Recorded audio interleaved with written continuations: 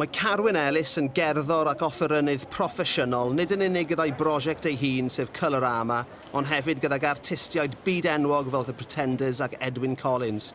Ond, wythnos yma, mae'n ymgeisio i greu ei album solo cyntaf gan selio'i sŵn ar y bossa nova, y samba, y salsa, cumbia a tropicalia, ac yn hedfan i Rio de Janeiro i greu cywaith efo rai o gerddorion mwyaf ymryddawn Brasil.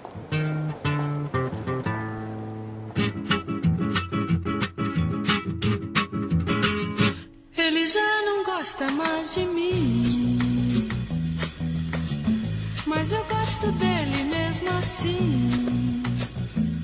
Que pena, que pena. Ela já não é mais a minha pequena.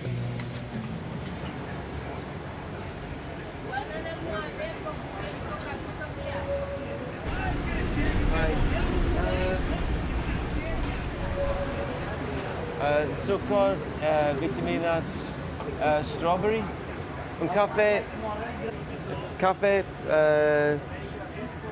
black coffee. Diwrnod cyntaf beth ti'n ei heddiw, Carwyn? Wel, bore yma fi'n gobeithio mynd rownd y cornel i studio yn ffrind, Cysun, i ddechrau recordo album Cymraeg. Des i mam y tro cyntaf ym mis Chwefror.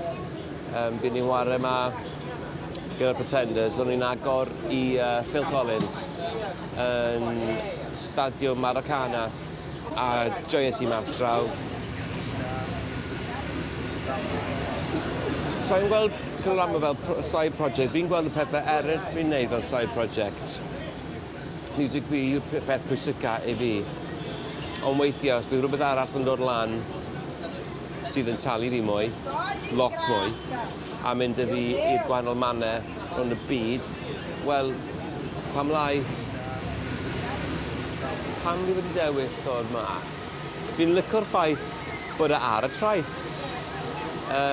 Ond fi yn, tyfys i lan ar lan y môr yn Bentlech. So dwi'n meddwl efallai mae hwnna'n rhywbeth i wneud ag e. Rio de Bentlech. Mae yna rhyw fath o ring i hwnna, yn does? Mae'n swnio'n neis. Mae Alexandra Cysun yn un o gynhyrchwyr mwyaf uchel ei barch ym Mrasil, wedi gweithio gydag artistiaid enwoca'r wlad, a chafodd ei album unigol sef Relax ei henwebu am Grammy De America eleni. Fe fydd yn cyd-gynhyrchu'r album yma gyda Carwyn. Hello. A proper musician. That's all right. Already all. Okay, you've got your balance I'm right. balanced. Okay. Yeah, it's good enough. How are you doing, guys? Brilliant. We met not long ago. I was playing in London, and he came to watch the concert with Chrissy Hynde from Pretenders. She's a very good friend of mine.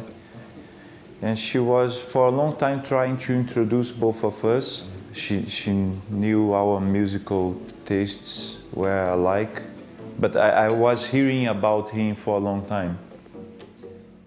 I think speaking Welsh is something really important, and making songs in Welsh is something incredible.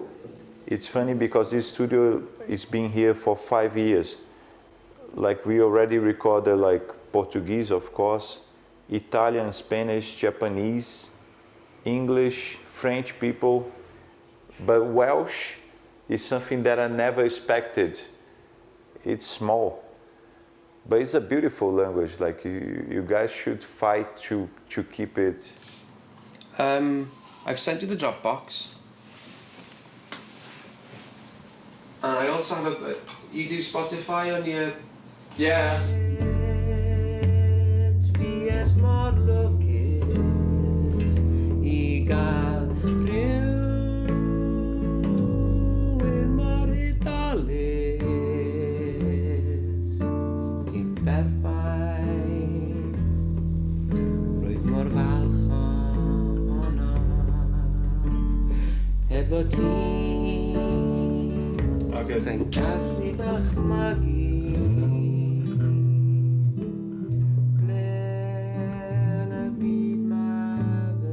Pwy ydw i? Wel, cerddor ydw i. Fi wedi bod yn ware gyda nifer o artistiaid arall dros gyrfa fi. Dros rhyw 20 mlynedd nawr. Dechreuais i Colorama yn 2007, 6-7. Ond beth sy'n ware gyda lot o bobl arall cyn ni ac ers ni. Am spel cwpl o blynyddoedd gyda band o'r enw Proud Mary. A wnaethon ni teithio eitha lot. Ond agor i bobl fel Oasis, Neil Young, Bryan Adams, Ocean Colour Scene, Paul Weller, pobl fel yna. Ar ôl ni, nes i gweithio gyda Edwyn Collins. Oedd hwnna'n tipyn o fraint a brec i fi. Achos mae Edwyn yn artist heb ofn dim byd. Oedd e jyst yn rhoi lot o cefnogaeth i fi. Wedyn symudais i Gaerdydd. Oedd yn gweld fod yn syniad da i symud nôl i Gymru, ond i ddim wedi byw yna am sbel fawr. Es i nôl i Gymru, a 6 neu 7 mlynedd yn ôl dechreuais i gweithio gyda The Pretenders. A ni wedi bod ar daith pretty much trwy'r amser am y flwyddyn a hanner diwetha yma, sydd wedi bod yn hollol wych.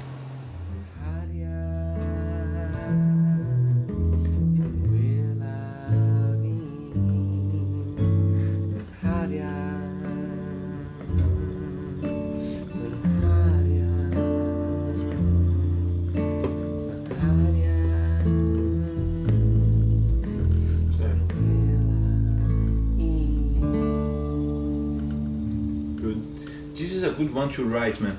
Yes, we should have a proper... Because if you can write down the chords and the proper tempo, because it has little stuff, and I think this. Wedi bod yn hynod o lwcus i cael gafel ac y sîn a'r bois mwyn i ni actually creu rhywbeth gyda'n gilydd. Oedd want fi wneud rhywbeth. A na'r un o'r pethau pwysica sydd wedi digwydd i fi yn fy mywyd dros y blwyddyn diwetha yw'r manedd fi wedi bod iddyn nhw, yn enwedig De America. A wedi cael effaith enfawr arna i. Does dim llawer o diddordeb dy fi yn llawer arall, really. Fi yn darllen ambell i llyfr, a fi'n watcho teledu a licio watcho pêl-droed a rygbi ac yn y blaen. Ond dim deleitio fi yn ceir na adeiladu pethau neu bryd o motorbike neu rhywbeth. Music yw peth fi ers fi'n gallu cofio, just music. 1, 2, 3.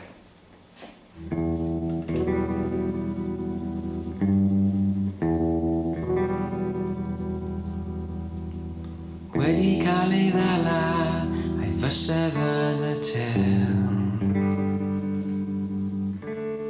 Roedd yn eitha amlwg, ddim lot o sgil. Dim byd yn digwydd ar ôl y ffaith. Anghofiad drosedd, cer nôl i'r gwaith. Dyma beth sy'n digwydd os na ti'n edrych mas. Hyn bydd cas, na hyn bydd cas. Mae Caseen wedi llwyddo i dynnu rhai o gerddorion gorau Rio os nad Brazil at ei gilydd i helpu i greu record yma, gan gynnwys Andre Sikweria a Domenico Lancelotti, sy'n perfformio gyda rhai o benseiri pop Brazil. Y bwriad yw cael cymaint o ddylanwadau a synnau Lladin America ar y record ag sy'n bosib, a mae'r boes yma'n arbenigwyr ar hynny. Das levadas, né? Os patterns da cuíca. Por exemplo, nas escolas de samba, os ritmos são mais rápidos, né? E a gente pode... E geralmente é tocada...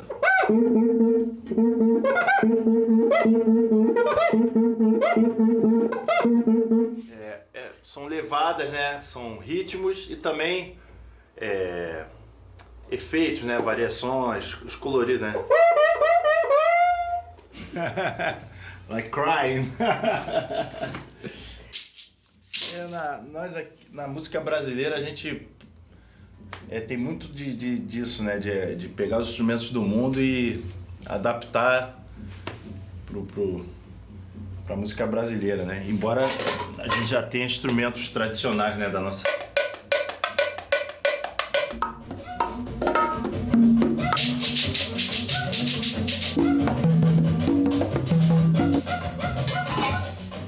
Se falar de perco isso aqui, nós vamos ficar até amanhã aqui.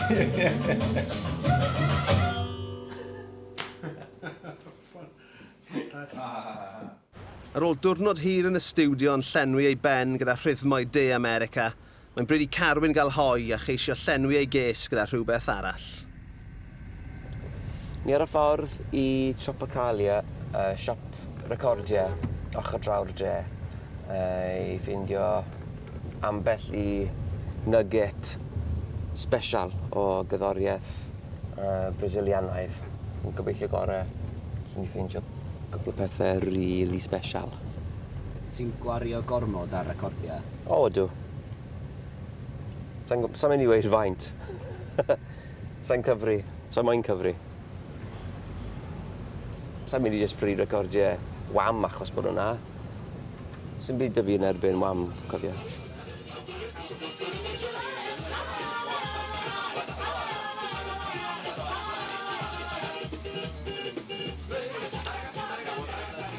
Gobeithio, Carwyn, faint o gych music wyt ti? Ti ddim wedi sylweddoli eto? Fi'n geek llwyr. Fi'n dwlio ar yr album yma.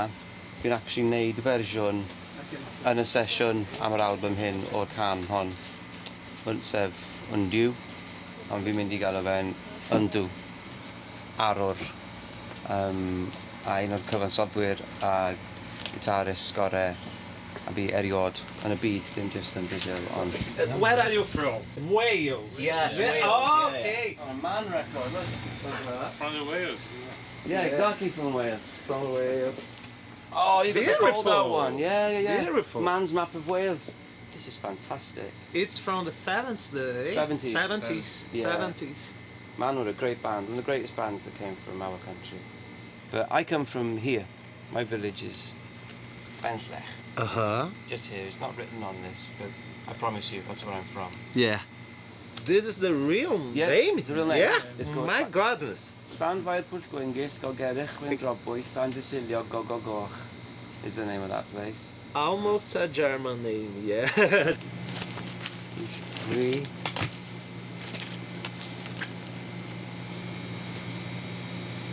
Try it, why not? Sa'n cyfri'r faint o recordiau a sa'n definitely cyfri faint o cash.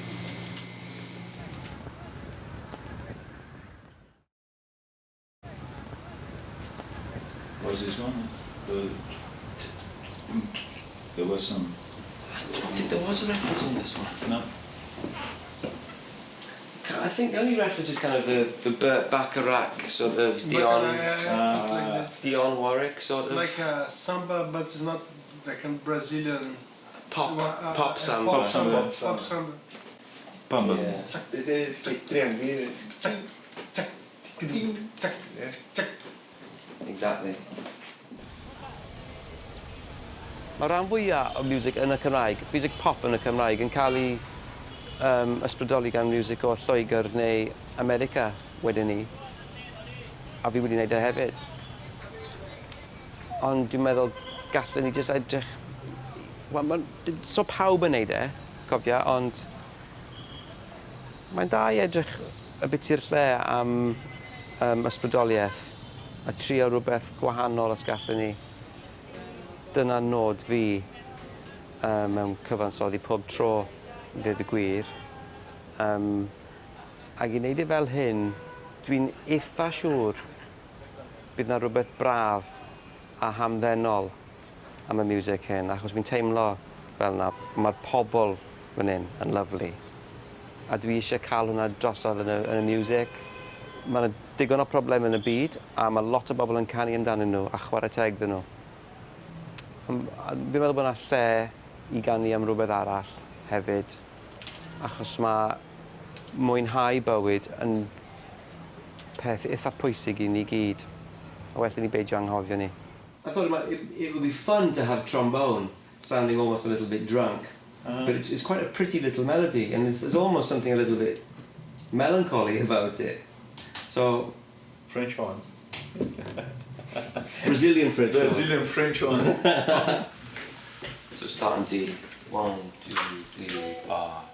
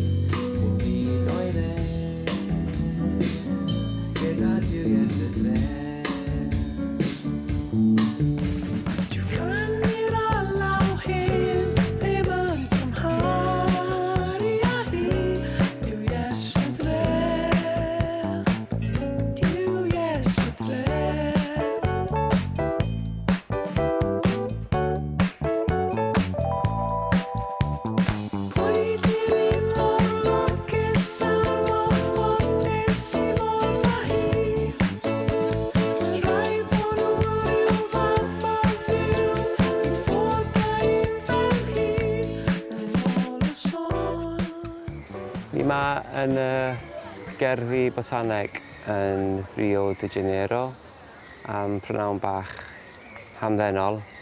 Mae'n neis weithiau wneud jyst pethau syml, twristaidd, i cael eich meddwl off a gwaith ar ôl trefeili.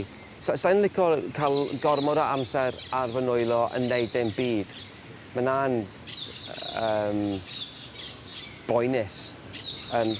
Os chi'n stuck mewn gwesti yn rhywle a am ryw reswm i chi'n bell o bob man, neu dim digon o amser cweit i wneud rhywbeth, neu stuck mewn maes awyr achos y tywydd a mae'n jyst aros am dydd cyn bod y fflight nesaf mynd mas. Ie, mae hwnna'n diflas, ond ar y cyfan, i ni'n cael gweld manna fel hyn.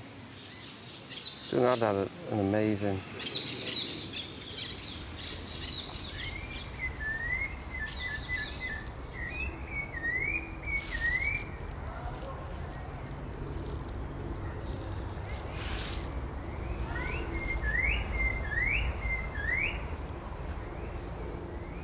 Mae sawl un rili da o man bonkers rownd y byd.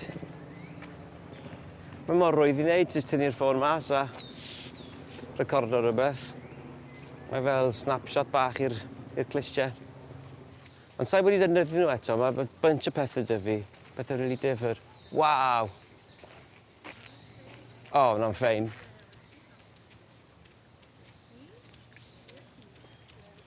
Mae fel Nebo, boys. Mor hyfryd ag yw parciau a thraethau Rio, does dim anwybyddu'r ffaith fod problemau amlwg yn y ddinas, a Brasil i gyd yn ranedig iawn ar ôl ethol arlywydd adain dde yn ddiweddar. Bod yna gap mawr rhwng y safon byw o'r bobl sydd yn byw yn y skyscrapers fyna ac yn y favelas ochr draw ag tu ôl y skyscrapers i gyd yn y gaps yna. Mae'n gap mawr. Mae wedi bod yn difyr iawn i siarad gyda bobl am meddyliau nhw am beth sy'n mynd i ddigwydd. Mae lot o ofni yma. It's a strange period we come in. Like I don't agree with the ideas of the new president. I think I don't agree with hate speech and this kind of stuff. And I'm afraid Brazil will get into a dark era. But I hope that I'm wrong. So I've been always an optimist and I will keep doing that. I think like music in Brazil is such a force, they even don't need to make songs about it. If you need to do a song about a politician or about a political situation, you already lost. You can deliver your political message and keep your music material more intact.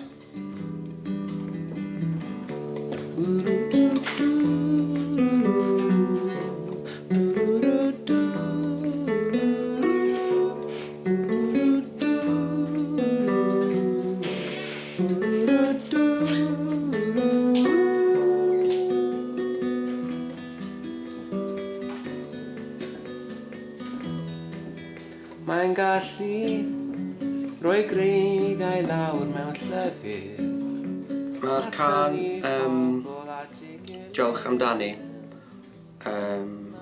Jyst am roi diolch I Chrissy Hine am roi'r cyfle I ni, am awgrymu'r posibiliad o wneud hyn. So mae can jyst yn rhoi diolch iddi am bob peth, achos byddwn ni ddim yma heblaw amdani hi.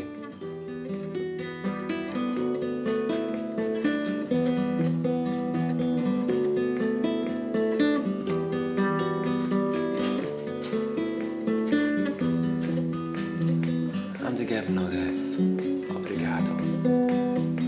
Am dy garedigrwydd, obrigado. Am yr ysbrydoliaeth, obrigado. Am dy gwmni di, obrigado. Boes wedi cyfrannu llwyth o syniadau i'r prosiect. Mae'n neis I feddwl bod yna rhyw fath o siawns, rhywbryd, bod ni'n cael cyfle I ddod draw ar boes I ware yng Nghymru a bod pobl fi yn gallu gweld be mae'r boes hyn yn gallu wneud a be mae'n gallu wneud gyda caneuon Cymraeg a rhoi cyfle iddyn nhw I weld ble fi'n dod o a gweld beth sydd gyda ni I roi i'r byd bach hyn.